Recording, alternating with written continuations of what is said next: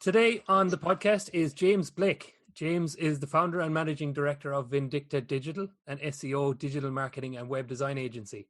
He has recently co-founded E-Pro Glide Ltd, an e-scooter retail company. Aside from founding companies, he's the owner of Black Holdings Group, which is an investment firm for online projects and property management, and he has recently become a council member in Forbes Agency Council. One of the standout points to this is that James has done all of this and more and is yet to have his 30th birthday. Throughout the course of the chat today, we'll be talking about his motivations, the trials, tribulations he has encountered throughout his career so far.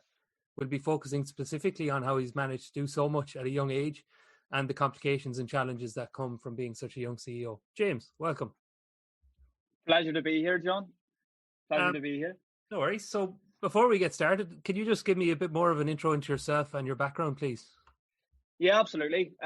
So as you say, I'm all of those things that you just mentioned, and that's what I do. Background-wise, I come from a working class background. My dad was a taxi driver. My mum was a charity worker / politician for part of her life. And yeah, so pretty much had a sort of normal upbringing. Went to normal school. It's the typical entrepreneur cliche. Hated school. Academically, I was intelligent and was smart, but I kind of thought to myself, like, why am I getting given this? Because it's not something I'm interested in. Yeah. So naturally, then I done very well in things that I had passion for, but poorly in things that I had no care for. Left school, went into started my first online business at 17. When I learned myself a little bit of basic coding, built a website, started selling fitness plans through the website. Yeah. I contracted in personal trainers to work with me. They done the plans. I sold them online. That business went fairly well, but it wasn't like enough to really set the world on fire. Then I started to work for companies. I went into work for I worked for a sales company for 2 years.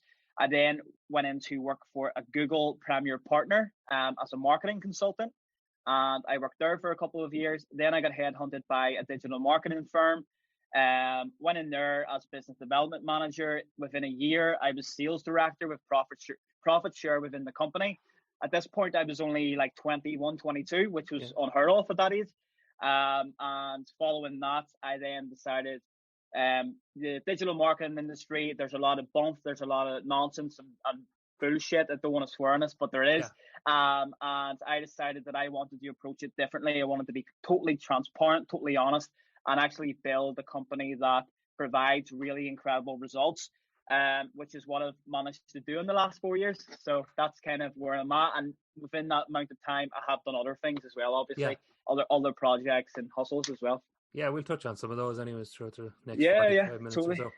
So going back to your start, could you just speak about your first management position and how did you make the transition from individual contributor to manager?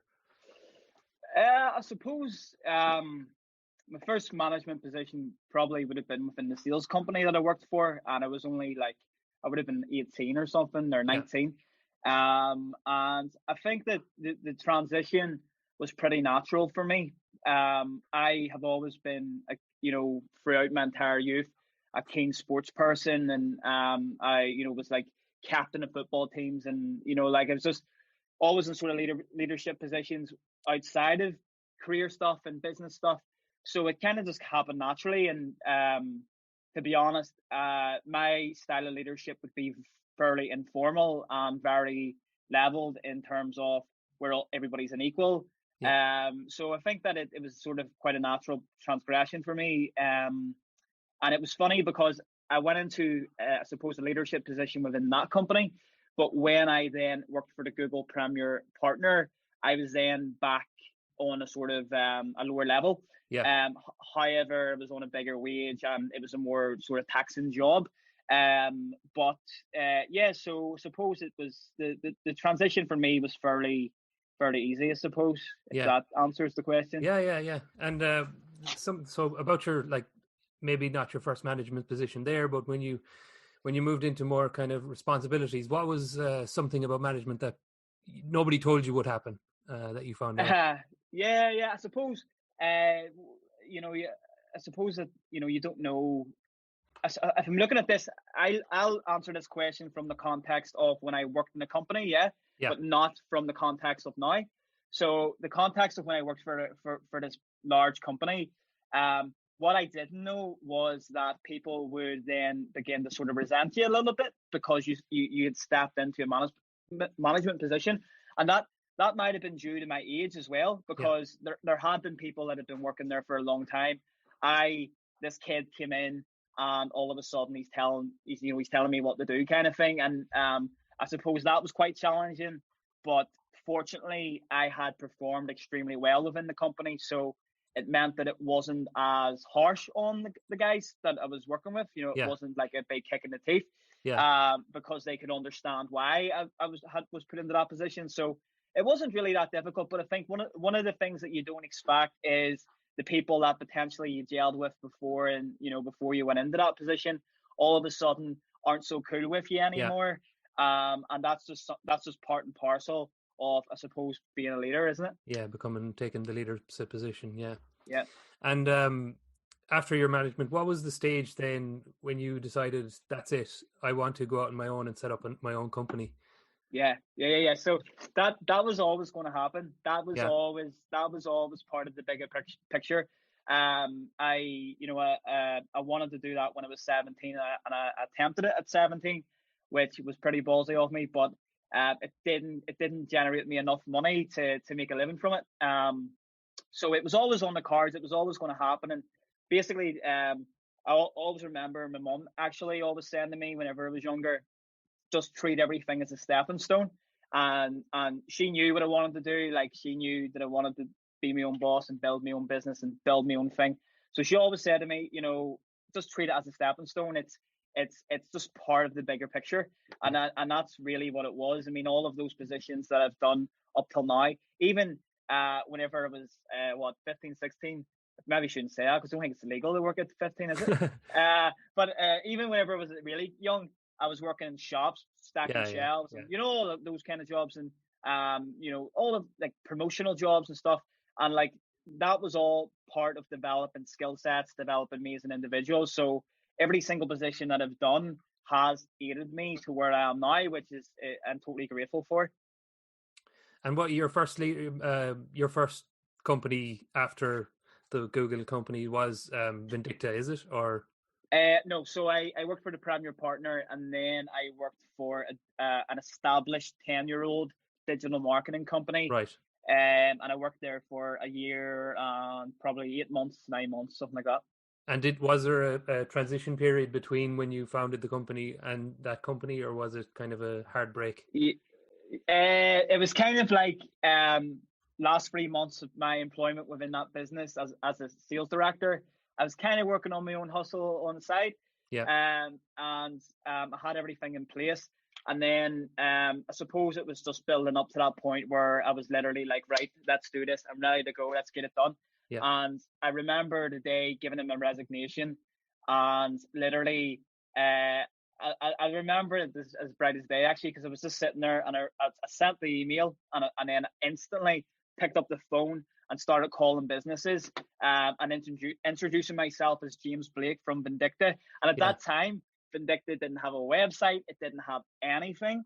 All I knew was I had a month and a half to make something, or else I was completely screwed, because I didn't get any profit share. I'd never got my last pay packet. So I literally had like 500 quid in my name. I didn't have rich parents or anything to tap for money. So I literally was completely screwed. I had to move. Actually, the 3 months prior, I moved back home as well. And I was living back in a wee tiny box room, which was my office. Literally like a couple of meters squared. And that's sort of where it started, I suppose. And how long were you on your own, say, as part of that, or did you have co-workers soon enough? Not very long, because actually one of the guys that I employed at the company that I left, he actually handed in his resignation too, and came to work with me on a self-employed basis. And that's how much he believed in what I wanted to do as well. He actually just gave his resignation in too. He was literally like, right, I'm going to come and help you sell stuff, help you sell the services. And he did, and he done it for a while, and then the fella moved away. But very, very thankful and grateful for the input he had at the start. Yeah. And what kind of like a hiring process do you have yourself? Does it differ to the other companies you've joined before? Oh, absolutely. Yeah, Yeah, totally. I mean, it's I see what we do as um extremely essential and important to any business's success. Digital marketing and digital is the world that we live in. It has to be done. It's totally essential. So when I'm looking for people to work with us, I'm not just looking somebody who has like really good grades and has done such and such university course or whatever. I want to see a portfolio, and I want to see someone who comes into me and is passionate as hell. You know, somebody that really loves what they do. And I don't care if it's just designing logos. If they really love designing logos and they absolutely just they live for it, then I would love to have them on board as part of our team. But if somebody was to come in and sort of be like, you know, here's my CV, and it's huge. It's a massive list. They've accomplished a lot of things, but they don't have that passion that we're looking for. It just wouldn't be for me, to be honest with you. I definitely think the passion over trumps everything else in my book. yeah, yeah. So, Yeah, like, you've mentioned in some other interviews that I've read about you that you've gotten help from Gary Vaynerchuk and have kept yeah, in contact with him to this day. How did that come yeah. about? So that's pretty random actually. So Gary, this was kind of back before Gary really blew up as well, Right. which is cool. I think Gary at the time had like 200K followers or something, which Yeah, sounds like a lot, but in this day and age, it's not really. I yeah. mean, And I think compared to now what he he's has now, yeah, like he's like 8 million now. He's a globally recognized guy. He's been on different TV shows in America. He's been on all these things. But anyway, so whenever I was planning to start Vindicta, I made a list of the top entrepreneurs that inspired me, yeah, and I've been following Gary for quite a while, consuming his content, and I had been very like even whenever I worked within companies, like I set my own website up for me as a digital marketing consultant. I was actively trying to become a digital go-to person, yeah, even though I was within companies and just at that time an employee. And that was something that I suppose from absorbing Gary stuff had instilled in me that you have to have personal brand and you have to have this. So anyway, I made a list of like the top 10 entrepreneurs that I really aspire to be like and that love their stuff, and I contacted them all, and I absolutely hounded them for like 3, 4, 5 weeks, and I just kept banging out emails. Hardly any of them replied. I remember one did reply, and she actually follows me on social media still as well. yeah. I'm not going to say her name, but Okay. she's very well established entrepreneur, very successful, and she actually gave me a quote for mentoring back then, and it was like I remember getting the email like, "Yeah, I'm happy to help you out and stuff," and I was like, "Amazing." And then like the next day, our PA emailed me with an invoice for like 20 G's, and I was like 20 G's. Where am I getting that from? So anyway, I didn't even have £200, never mind 20 G's. So that was fine. And then Gary emailed me back and was just like sending me some like really nice advice, and we started swapping emails. And then I sent him an email basically saying that I would love to meet him, and Yeah, that I would literally spend the last few quid that I had to go and meet him. And we actually arranged to meet in London. He got his PA, Tyler, I think his name was at the time, to get in touch with me to organise a meeting in London. And this was just whenever they were starting to open their London office, yeah, VaynerMedia. And I was pumped, and we got the date, we got the time and stuff. But then Gary got stuck in Boston. His flight got stuck. I don't know what happened, but he emailed me, stuck in Boston, can't make it, sad face, whatever. And that was kind of it. And that kind of knocked that on its head a wee bit. But Gary follows me on Instagram, and yeah, like he's still there. So I'm kind of waiting. I'm waiting till we're expanding and things, but I'm waiting until we really blow, and then I'm yeah. going to hit To him get up and back be him. like, Yeah, yeah, I'm going to hit him up and be like, I'm so grateful and thankful for everything, and yeah, so yeah. it's an It's a good interesting one. story. Yeah, it's a great story. Yeah, So it does bring me on to my next point, and that's the importance of mentors in general. yeah. Have you used other mentors in the past, and like at all? No, not on a personal level. Like I kind of I feel like I find inspiration from many different things, and I do, like there's individuals that I would watch online and I read their books. Like I'm a massive advocate for self-development in audiobooks, especially. Yeah. Like I never have Audible off in the car, and What are you listening to? What are you listening to now? At this moment in time, I am listening to Grant Cardone. If you're not first, you're last. Right. Which is an incredible book, right? Because he talks about recessions, he talks about difficult times, and it's a really good book. And then there's a whole variety, like looking here on my desk, actually, I've got The Secret, The Power of Now, I've got 10 Rules for Life. Yeah. Massive fan of Think and Grow Rich by Napoleon Hill, which is an incredible book. Which is, I feel like a lot of books these days are derived from, because they all kind of regurgitate the stuff that was written in this. Yeah. So like, yeah, I'm a big fan of that kind of stuff. Mentor wise, I don't know. I mean, I wouldn't say I've got a mentor as per se, but I definitely take inspiration from certain individuals. Yeah. For anyone who's listening, we do have a list of books that are recommended from all of our speakers on the website, youngleaders.tech. So I'll be putting up your recommendations on the link to this podcast as well. I'll get those off you. Absolutely. I'll send them over. Yeah. Yeah, 100%. perfect. So last year, you were selected as one of the top 5 business people under 30 in Northern Ireland by the Belfast Trade. That's up there on the wall behind you. That's it behind me. Yeah. How do you find? There's a few more over there, actually. Yeah, fill up the wall soon enough. Yeah. How do you find the industry in Northern Ireland? Like, have you given thought to opening up offices in other countries? Digital marketing wise, yeah. I mean, look, listen. See, to be honest with you, we're primarily based in Northern Ireland, and I'm in our Lisburn office right now. Yeah. Don't know if you know Lisburn, but it's right beside Belfast. Yeah. And then we used to have a working office in Belfast. We've kind of changed that to make it Lisburn, and now we just have like addresses in different areas that we use. We have, like satellite offices in England and stuff like that. But to be honest with you, like I would say 70% of our clientele are England. Yeah. We also have clients in Europe. So we've got Spanish clients, which we're actually just about to launch a project for at the moment, a luxury property company, which is really exciting. And we also have clients in the States. So, I mean, we're very diversified in that sense. And I have always been a massive believer of not going down that route of opening up these big ass buildings with tons of bums on seats in that building and trying to sort of make that be your thing.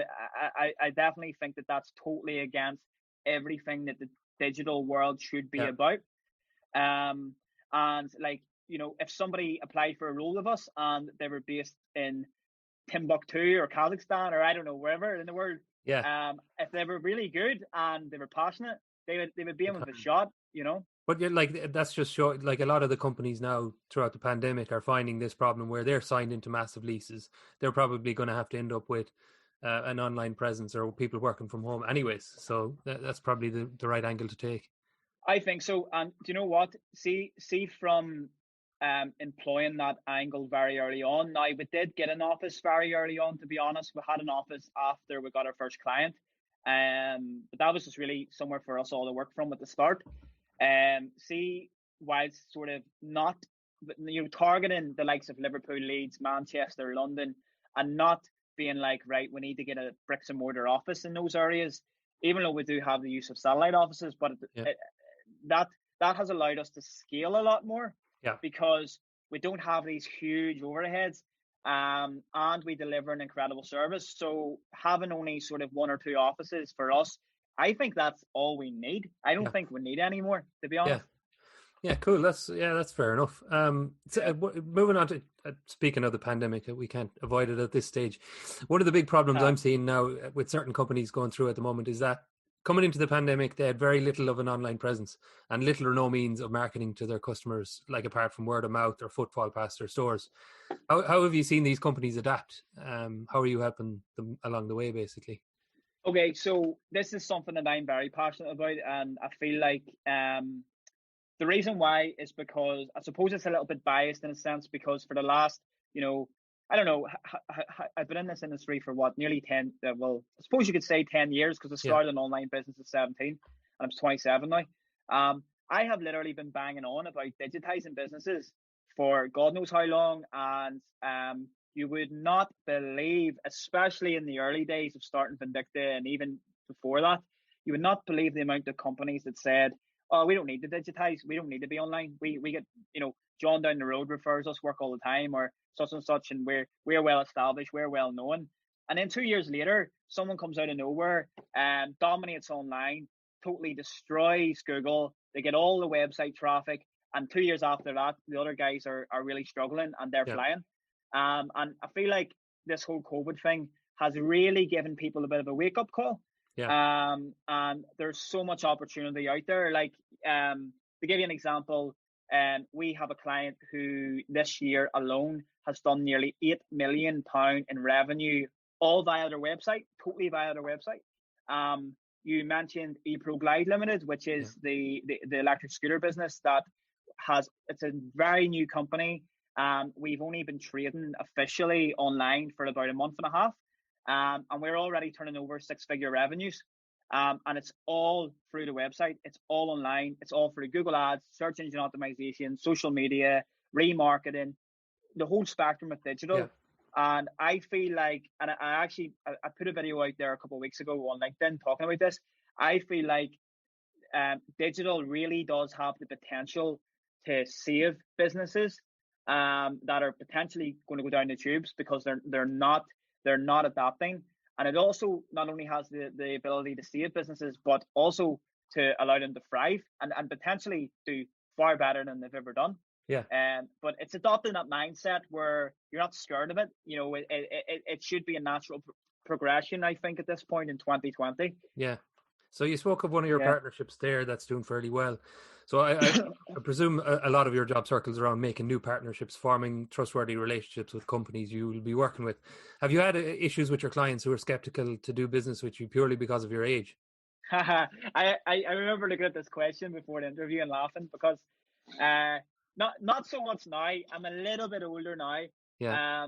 But I came into the offices yesterday, and a guy was walking out, and I pulled up, and I have an Audi TT out there, and he goes to me, well, a lovely car, but you don't look old enough to drive it. And you know what? That very morning, I had just purchased my dream car, which is an Audi R8, and it arrives on Friday. And I was like, well, if you don't think I look old enough to drive this, wait till you see what I just bought. And I just whipped the phone out and just showed him it, and he was just like, what the hell? So I feel like now, not so much. I do have a bit of a baby face, but not so much. At the start, big time. Yeah. Big time. I remember actually going into a meeting.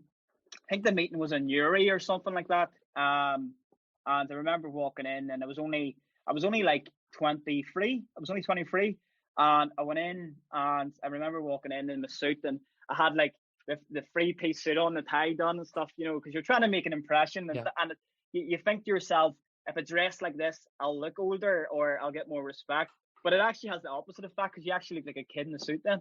But anyway, but so I went into the meeting, and I remember going in, and the guy was really taken back. And I remember sort of being like, how you doing? I'm James, and nice to meet you. I'm here today to talk to you about your digital marketing. And he was like, you're James? And I was like, yeah. And he goes, he was actually quite rude. I remember him being quite rude. And he was like, you're only a kid. And I was like, yeah, but look, I remember at that point, I didn't know what to say, and I was really awkward. I was really awkward about it. And he was like, ring your boss there, and tell him, I want to speak to him. I don't want to, there's no point in me wasting my time of, like this. And I remember I could have let that put me off, but it didn't, because it actually spurred me on even more, to be honest. But I definitely think at the start there was a little bit of that sort of, he's only a kid or whatever. And especially when it started Vindicta, and it was my own baby, and people are kind of thinking, you're too young to have a business, you're too young to do this. And that's bullshit, because Colonel Sanders didn't start KFC till he was 65. Warren Buffett didn't make his biggest investments till he was well in his 50s.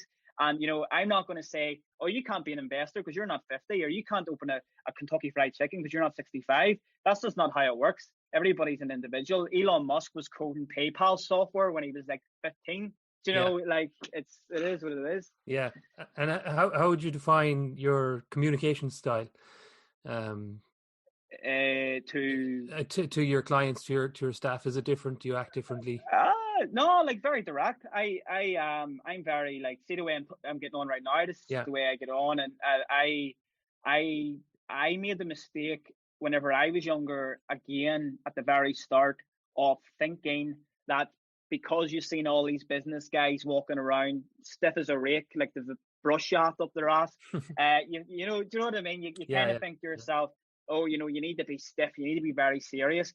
And yes, there is times that you need to be extremely serious, and especially when you're expanding, there's decisions you need to make and things you need to do. But for the most part, I like to be quite informal and like to just talk to people how we're talking. I think that's the best way to do it. And even whenever I'm with clients, or if I'm given any kind of presentation, which typically I don't do with PowerPoints or anything like that. I'd rather just talk on a human to human level about what we're doing.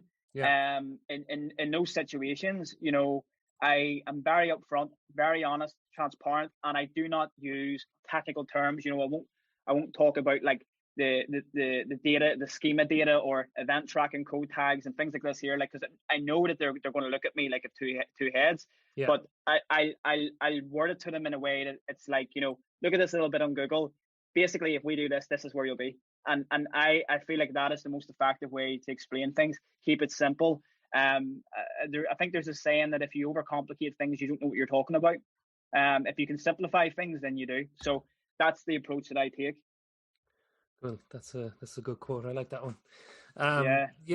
Was there any times when you felt like you were in over your head at any stage? Yeah. Truthful now.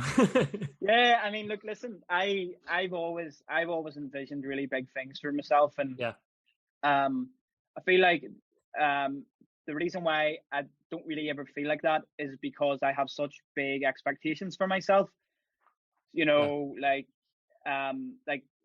Whenever E-Pro hit 100 grand revenue in its first few weeks, I'm sort of sitting there thinking, right, 100 G's. I'm thinking I want 500, and it's the same with Vindicta. We get a client and we get a big project. I'm thinking, right, we'll want to do the best that we can do with this because we want to get more out of it. We want to grow it. And I think that always allows you to never really feel overwhelmed, because you're always kind of setting those targets so high that there's nothing can really overwhelm you, because when you get there, you're just going to want more. So I think that's a really good way of combating that, for me anyway. But there has been days where you have, I suppose, you're thinking to yourself like, Jesus, like, there's a lot going on here. You mentioned that you started, well, I mentioned as well, the E-Pro Glide Ltd. Was that you're starting that in the middle of a pandemic? Was that something that you had kind of planned before this all started, or was that just an opportunity? I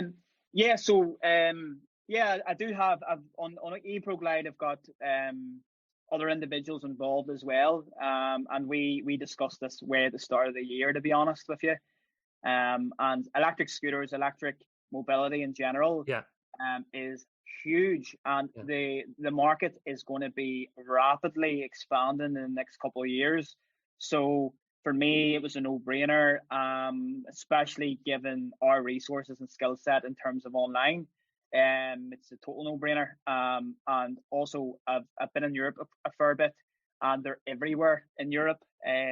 So it was just a no-brainer. But it was always planned, and I think that COVID and lockdown really give us that opportunity to be like, right, let's do this, because I kind of wanted to prove that you could build something in the middle of all of this shit, because there's a lot of negativity around. There's a lot of people, a lot of doom and gloom, some of it rightly so. Some of it, I feel like people are just kind of feeling sorry for themselves a little bit, to be honest. And I know that can sound a bit harsh, but I definitely think it's happening.